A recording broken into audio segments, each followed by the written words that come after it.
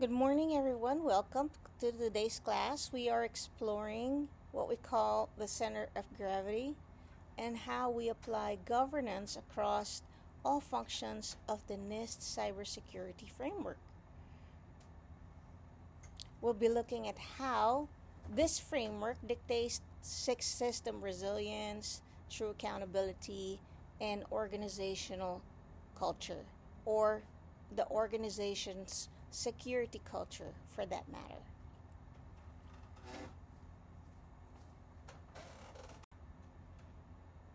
So let's start with the core insights, right? So we're really looking at how we can ensure that we have the right gears, so to speak, right? If you have companies, we understand that companies like to buy security tools, right? They just buy security tools to protect and detect, but there's really no unifying strategy, right? There has to be some type of strategy that these tools provide security for the organization. If it's not thought through, these tools will only provide a false sense of security, right? In most cases, security is treated as an isolated area, right? It's separate from technical issues instead of a single company wide risk, right? So when these functions don't work together, the gears will not turn, right? Investments for security tools will not work, right? So that is our basic problem, right? When we do not have a governed or a framework to follow. So we'll spend money, right? Meaning wasted capital, right? Then we have isolated systems because the systems we bought don't necessarily speak to one another or do not provide the intelligence that you need in order to secure the organization, right? And naturally, overall, there's no strategy, right? So that's actually the problem if we don't have a strategy or a framework to follow. All right, so now we'll talk about the compounding cost of governance, where there is a void, right? If we don't have, again, a framework. So when an organization lacks a central strategy, they fall into what we call a void. This void has effects, and those effects has four major areas, right? So on the left hand side, you're going to see real systems, reporting, accountability, and security culture. And then the next column will talk about what the problem is, which is the voids. And we'll talk about an example. So real systems, right, is the first one. When we buy tools, they don't necessarily talk to each other, and you get what we call a shadow IT, right?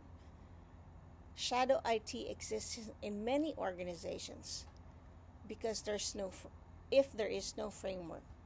So for example, think about an employee and they start using their Dropbox or their personal Google Drive, and they drop their sensitive work files because, let's say, the system for saving, right, these files, the company approved tool is too difficult to use.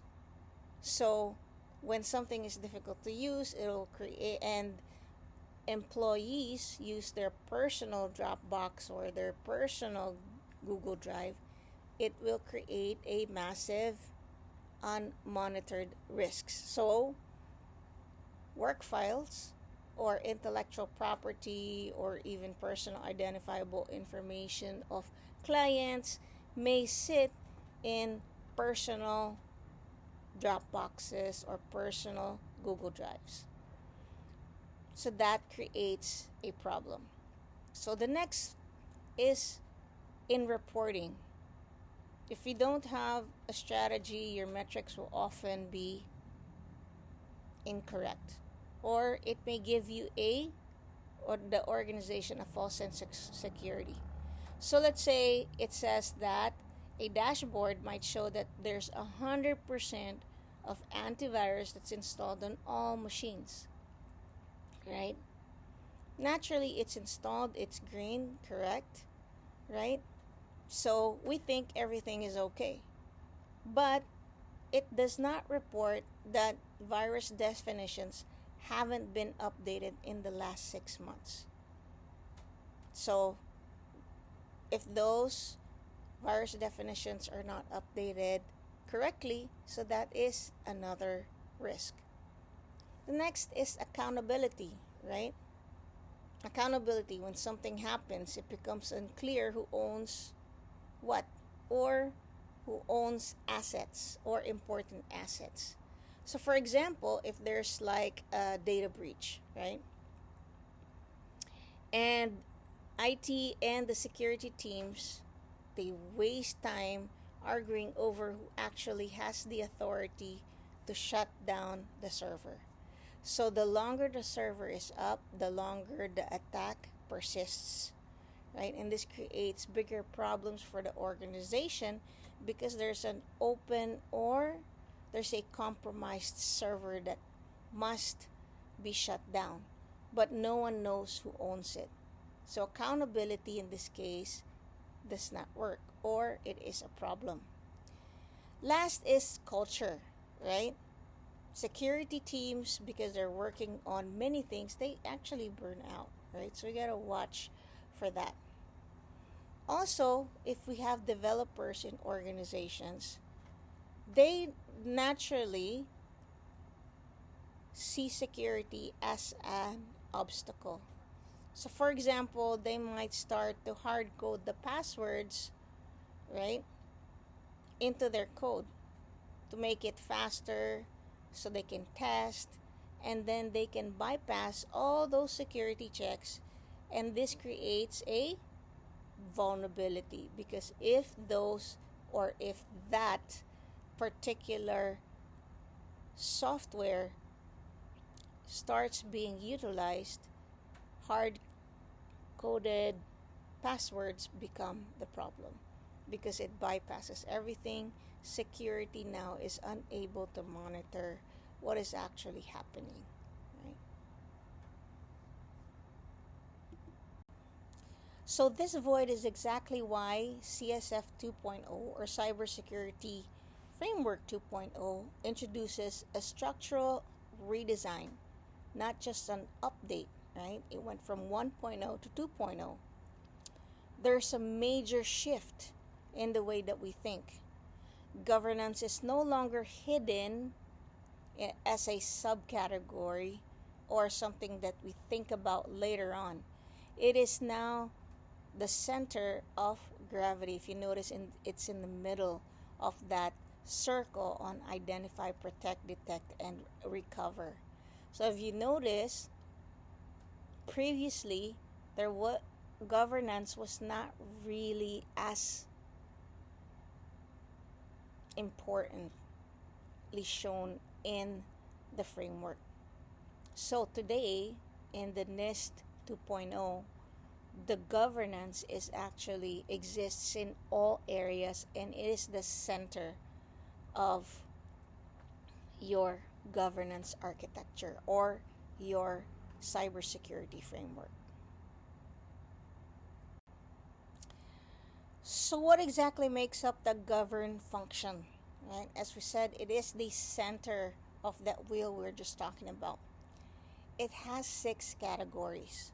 So the first one is organizational context, right? Organizational context means knowing that the organization's goals, expectations, and legal requirements are known, right? That we understand that.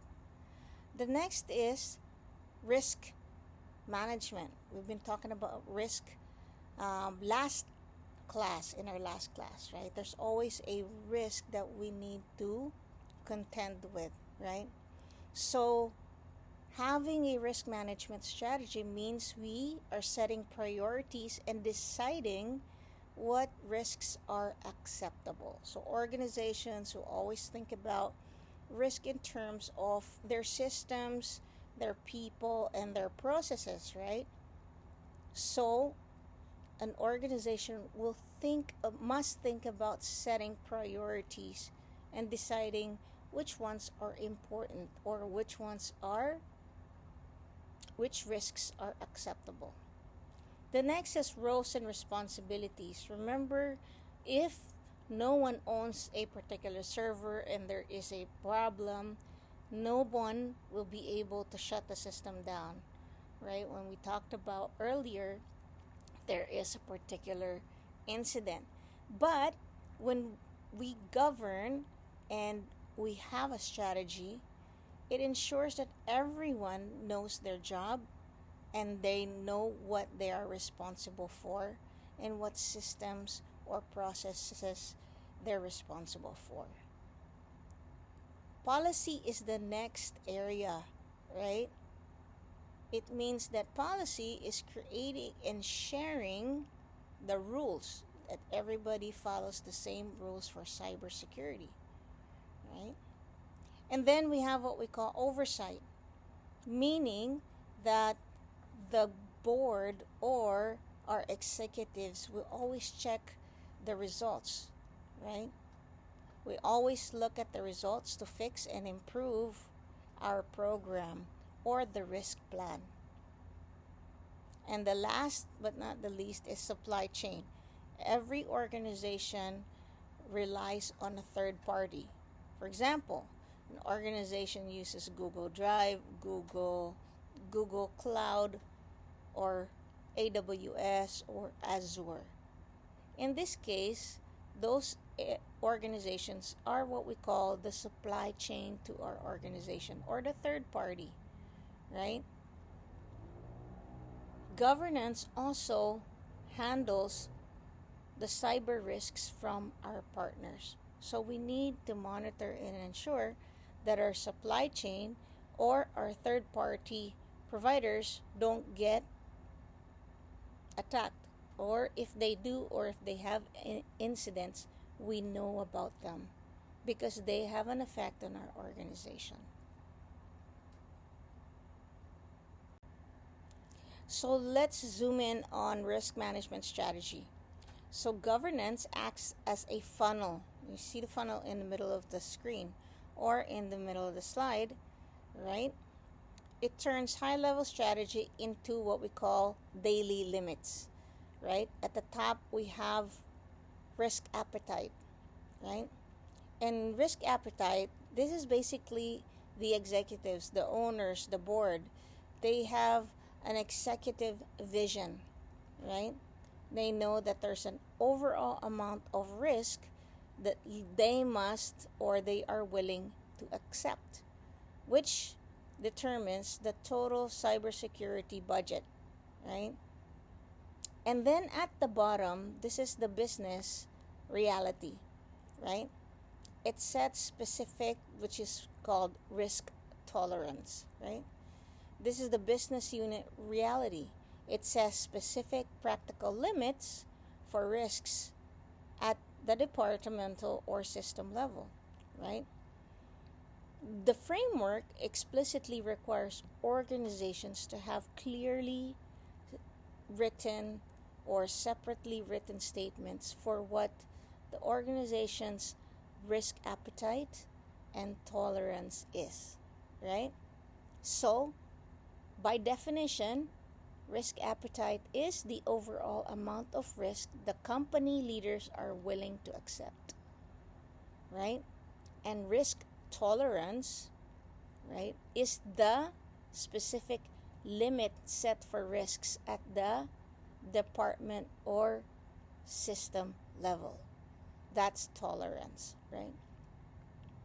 So, CSF requires organizations to ensure there are clear statements on both ends, right?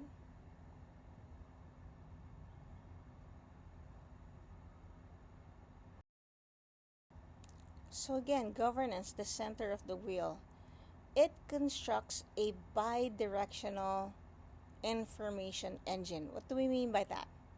So when established, or when we do it correctly, governance creates a two-way information or bi-directional information engine.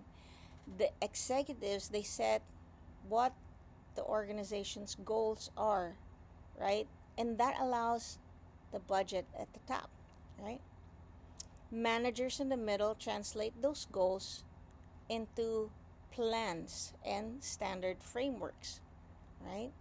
So what we're saying here is managers translate executive goals into specific plans and use standard frameworks to organize security services and rules. Then at the bottom of this wheel, we're seeing that practitioners at the bottom, they implement or they put the plans into actions, and they're going to report their progress, especially if there's new discovered risks back up the chain. So when this system is actually working, right, the result is that executives finally get a clear and accurate view of security that matches what is actually happening on the ground, right? So when you have good governance, there's always communication from top to the middle to the bottom, right? That is what we call the bi-directional information engine. Remember that we talked about roles and responsibilities. So we're placing blame with clear roles, right? Authorities, and of course, it improves our culture, right? So on the left side, we talked about an ad hoc environment, right? So this has no governance. So when there's no governance, there's no one who's clearly in charge of incidents, right? When something happens, this will cause panic, right? And always security is seen as a roadblock because security is the police, right? Instead of someone who is helping the organization move forward, right? On the right is where when we apply governance, right? And there's clear roles and responsibilities, right? See, there's defined or there's accountability. Senior leaders are responsible for building the risk culture or building an ethical, risk-aware culture, right? Everyone knows exactly who is in charge of what, right? And then we also have what we call an integrated HR, right? What does that mean? Cybersecurity becomes part of hiring, training, and performance reviews. So it's not something that is an add-on to processes. It's part of doing business. So we did talk about earlier that organizations rely on third parties, or we rely on services, AWS, Google Cloud, Azure, if we're talking about cloud environment, or the perimeter of how we compute, right? So businesses today, we're not isolated, right? We are interconnected with other organizations. So if we have poor oversight of third parties, this will create security incidents or breaches. So applied governance mandates that we identify and prioritize who our critical suppliers are. It means that if we understand who our important suppliers are, then we tend to monitor them as well, right? So we'll conduct thorough due diligence, right, before we sign contracts. And we'll include, right, proper audits in our contracts. We'll include key suppliers in our incident response plans because they're part of our bigger network, right? So applied governance allows us to what? Prioritize, ensure that we know our third parties, and we also include them in our incidents plans or incident response plans.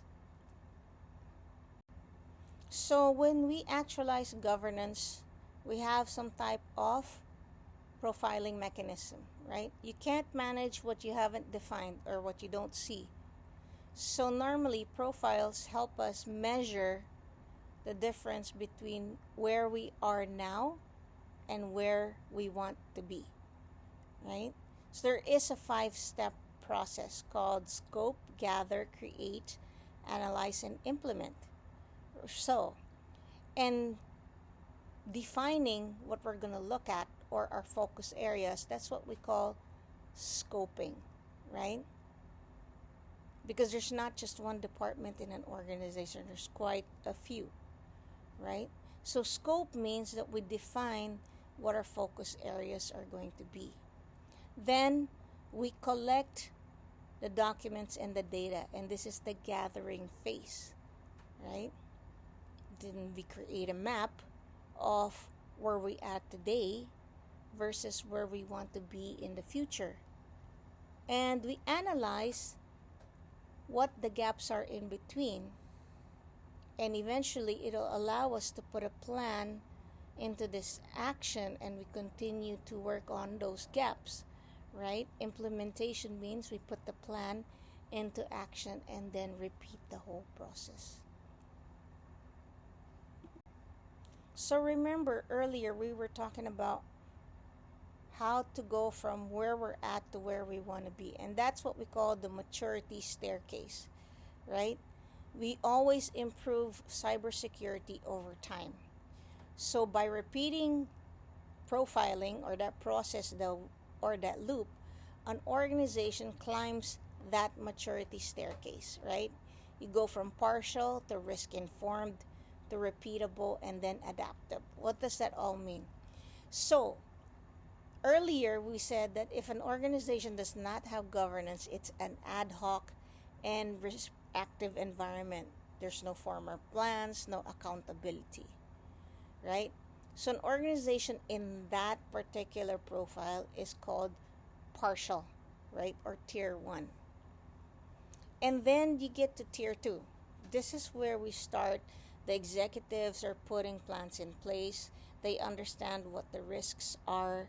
We have the bi-directional loop, right? So at this point, there's practices that have improved, but there's still not a whole lot of policies in place, and so that still has to be written and disseminated. So that's what we call risk informed. So we kind of understand what the risks are. That's a tier 2. So that's the second level of that staircase. The third is repeatable. That means that we have a system in place where we have a formal risk-based system, right? The policies, they're there, they are approved, they're checked, and there's procedures that follow, right? So there's a formal risk-based policies that have been approved, right, and followed, and they're always checked on and at least an annual basis, or every time there's a change in the organization, whether they added something, they added a service, they bought a company, right? So there's a repeatable process, right? And cybersecurity covers even those business changes, right? Then there's tier 4, which is the top of the staircase. That means that an organization is already risk informed, right? They have practices, they have policies, these are all approved, and there's this system, right? There's what we call continuous improvement, right? Our budget matches what our organization needs, right? Our budget matches predicted risks perfectly. Meaning systems are talking to each other. We have one vision or a way to see everything in the organization, and we're able to adapt if there is an incident or a change in the organization. Okay, so how does security culture transform across all those tiers from partial, risk informed, repeatable, and adaptive? So, as companies climb the ladder, so does the security culture. So, at tier 1, we said that there's no roles and responsibilities, right? There's little understanding of risk. Information is not known across, it's siloed and not shared, right? So if there's incidents, nobody knows who to talk to or how to fix a system, right? In a risk informed culture, meaning the information now is shared across, right? Informally, but it's not as consistent, so it's inconsistent. People are aware, but it's not everyone, right? The actions are irregular. When we get to repeatable is where we actually want to be. That's where an organization wants to be, right? Accountability is defined and information is shared across. Everybody knows what's going on.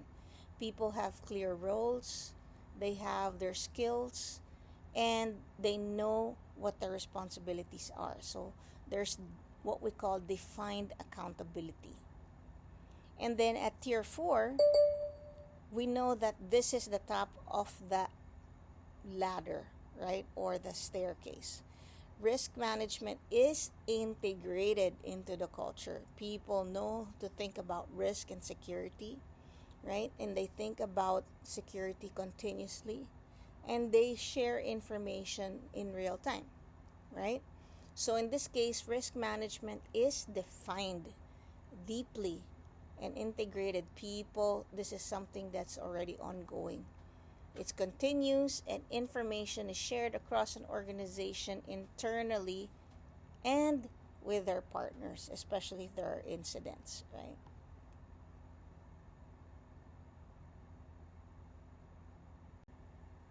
So we're already saying that governance actually translates cyber risks for business, right? So as you prepare to enter the workforce, remember that governance is a translator, right? It acts as a translator. It turns technical risk into business language for the enterprise, what we call an enterprise risk management, right? It allows us to balance rules, emerging threats, especially when we look at technologies like artificial intelligence, which can have financial and operational costs, right? So when we have governance, we have privacy, right? We manage risks from how data is used, not only, and it's important because if there is a data breach, you know what to do. We manage emerging tech, right? We know what to do with artificial intelligence, especially now where there's an AI risk management framework. So today, there's also governance on the use of AI. And then there's financial operations, so we can balance the cost, right? And operational needs, right? So we already know that cybersecurity does not live in a box, right? It isn't isolated.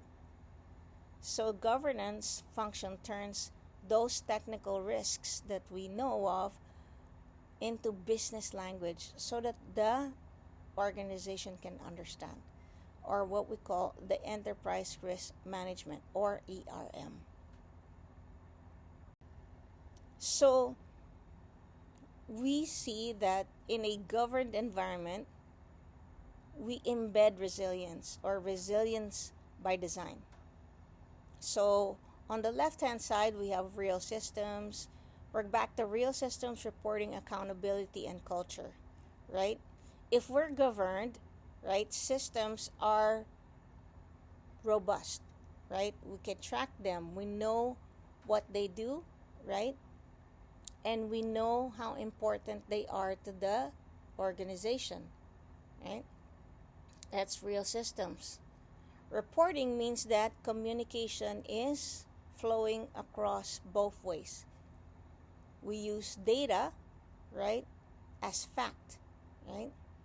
It allows executives to give us the budget based on current and future risks. They understand that if we have a problem, if we have a risk that we want to mitigate, and there's an actual cost, they understand that they have to provide us with the budget to mitigate the risk, right? Accountability means that our leadership is responsible for managing those risks that happen, right? They're also responsible for the limits, right? They do tell us what they're willing to accept, and ideally these are clearly defined, right? And then we go back to security culture in a governed state or in a governed environment. So the culture is ethical, it's collaborative, and essential to the company so it can move quickly and safely, or it can operate effectively. So governance, being the center of the wheel, right, is the key to how fast we go, how safe we are, resilience, and the clarity. We all know where we're going and how to get there, right?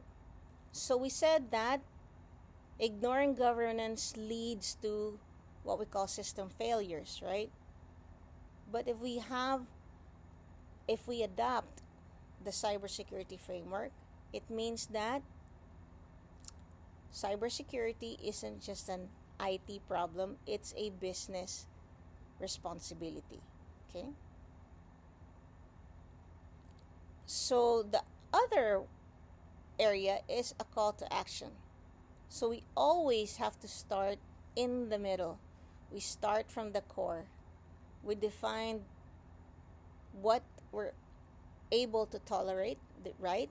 Because we understand the tolerance, because the organization or the executives has defined what we call the acceptable or their accepted risks, and based on that we know what the tolerance is, right? And from there we can assign roles and responsibilities, and we ensure that this organization is secure, right? So governance is the central portion. You will see it in all categories of identify, protect, detect, respond, and recover, right? It is, in fact, the engine for resilience, right? If we are governed, if there's an incident, we know what to do. We know who owns the server. We understand how to manage because we have incident response plans. So that is really where we want to be.